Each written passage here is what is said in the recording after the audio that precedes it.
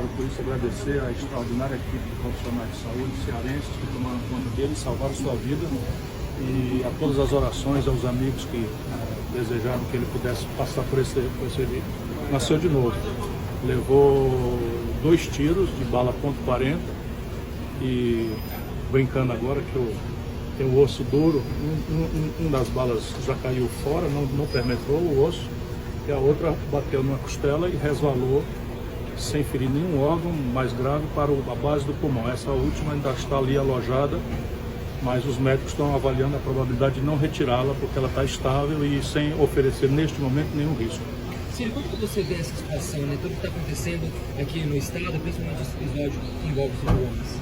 Isso não está isolado do que está acontecendo no Brasil. Nós temos um momento de destruição do Estado de Direito democrático no Brasil, liderado por um presidente boçal, canalha, de uma família de canalhas, né? Porque se algum policial atirou, apertou o gatilho, ele não faria isso se não fosse esse clima de absoluta desrespeito às regras da convivência democrática, que é absolutamente, claramente estimulado pelo presidente da República, Jair Bolsonaro, e pela sua família de canalhas, ele, Jair Bolsonaro, o maior canalha de todos.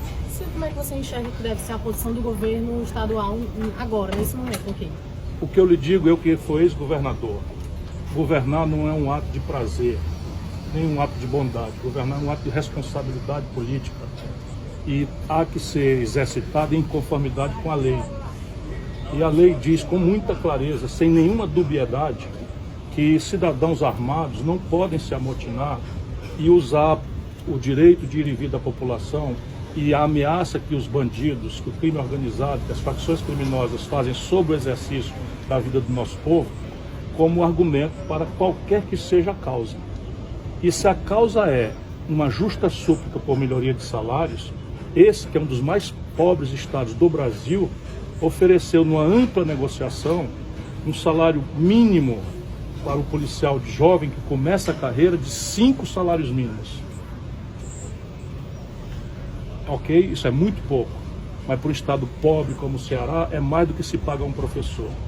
E a grande questão é justo que depois de uma negociação que chega a este patamar, uma minoria imponha pela violência de máscara no rosto, como todos os documentos estão aí, máscara no rosto, mandando que uma cidade inteira, que é a minha cidade, isso não aconteceu por acaso, o Ceará tem 184 municípios, foi lá em Sobral, que é para me puxar como provocação, mandando o comércio fechar as portas, né, estimulando bandidos a tomarem viaturas da polícia no meio da rua e descerem os policiais à ponta de arma, com gente sem uniforme.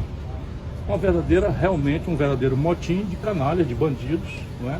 Que eu, governador, não teria nenhuma dúvida, estariam todos demitidos até que a gente apurasse depois algum erro que acontecesse. Estariam demitidos hoje, todos eles. Você acredita que a mensagem? Tem previsão de alta?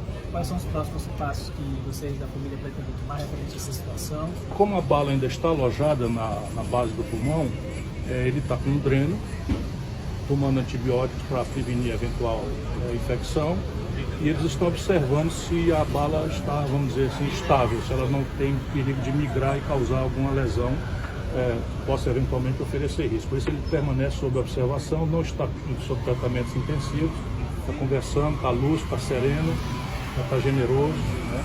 Vai ter alguma providência? A família pretende tomar com relação à situação? Nós somos homens públicos, nós sabemos dos riscos e ameaças da nossa fidelidade à causa do nosso povo. E o que nós esperamos é que a lei se cumpra. Né? Aqueles que eventualmente assumiram o risco de matar uma pessoa, seja ela qual for, porque não aconteceu só com ele. A outra pessoa que estava lá, o chefe da Guarda Municipal, levou um tiro na mão, no pulso. Né? Várias pessoas sofreram com constrangimentos de pedra. Enfim, um verdadeiro ato de banditismo explícito. Né? E nós esperamos que a lei e os poderes do Estado sejam capazes de elucidar e levá-los às devidas punições. Sim, em relação ao vídeo que você acha que pode ser o caminho dessa crise, para resolver essa crise? Infelizmente, só tem uma saída depois que esse quadro de anarquia, de anomia se instala, é a repressão. Não há outra, não tenho nenhum prazer em dizer isso. Eu sou uma pessoa que dedica a vida inteira a lutar pela melhoria de vida dos trabalhadores. E não seria eu que iria desmerecer uma luta, seja de quem for, por melhoria de salário, porque a vida é dura para todo mundo. Mas não se trata mais disso. Nós temos uma pessoa, ex-governador do Estado, um cidadão, né, que, tocado pela notícia de uma cidade inteira de onde nós vimos, estava sob terror absoluto, se dirige para lá porque não é um homem de gabinete, não é um desses políticos elegantes que infestam a vida brasileira e que estão entregando o Brasil à milícia. Nada mais, nada menos do que ontem uma deputada federal ligada à milícia do Rio de Janeiro estava aqui no Ceará acompanhando o canalha daqui, né, que é o miliciano daqui. Não é possível que não haja uma imprensa para destacar uma deputada federal do PSL do Rio de Janeiro, major da PM do Rio de Janeiro, vinculada claramente ao crime organizado do Rio de Janeiro, desceu ontem aqui despudoradamente no Ceará, o cearense. É isso que está acontecendo. Estão querendo trazer o Rio de Janeiro para cá, com o apoio do senhor Jair Messias Bolsonaro, que é o homem que está estabelecendo no Brasil uma república de canalhas. Parece que ela fez até um BO também contra ele por conta dessa... Vejam onde nós estamos.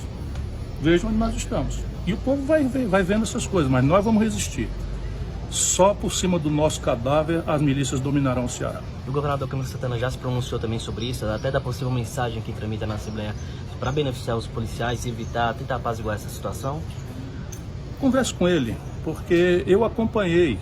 Não é o meu estilo. Não é o meu estilo. Definitivamente não é o meu estilo o do Cid e do Camilo. Não é? Agora, o Camilo fez tudo o que podia e o que não podia pela polícia do Ceará. Estou dizendo, inclusive, aquilo que não podia, porque um policial, início de carreira, um soldado, nesse estado pobre como o nosso, volto a dizer, a vida é muito dura para todo mundo, mas um soldado de polícia começar a vida com 20 e poucos anos, ganhando 5 salários mínimos, enquanto um professor não ganha isso, é uma inversão de valores absolutamente grave.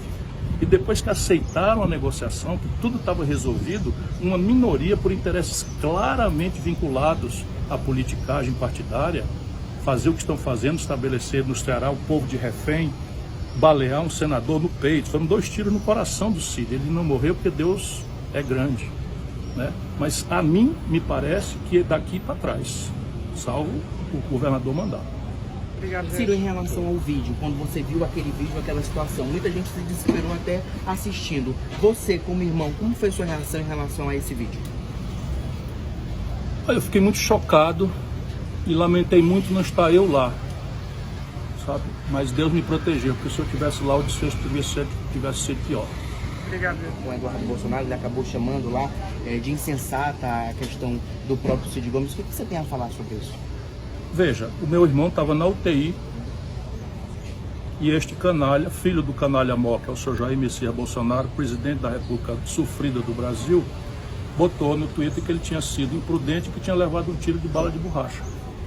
Eu imediatamente reagi como irmão, mas reafirmo cada palavra hoje, mas eu quero acrescentar um pouquinho mais, né? Eu disse a ele que só se matarem a gente mesmo é que as milícias, que os canalhas da família dele, chefiados pelo canalha pai dele, fizeram no Rio de Janeiro, vão se estabelecer no Ceará. Portanto, é preciso nos matar para isso acontecer. Ô Ciro, você falou do desfecho pior, só para fechar, desculpa. A questão da retroescavadeira, né? Porque o Cid pediu para eles saírem, deu 5 minutos, o pessoal acabou não dando muita atenção e ele foi para lá com a retroescavadeira. Você acha que foi uma atitude correta? Você acha que ele realmente foi bem intencionado ali para desfazer esse motim? Vamos nos pôr no lugar dele.